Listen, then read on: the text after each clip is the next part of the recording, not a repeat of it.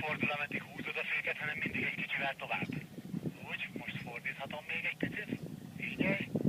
És hogyha most elengeded, akkor kb. Pont beáll arra a szögre.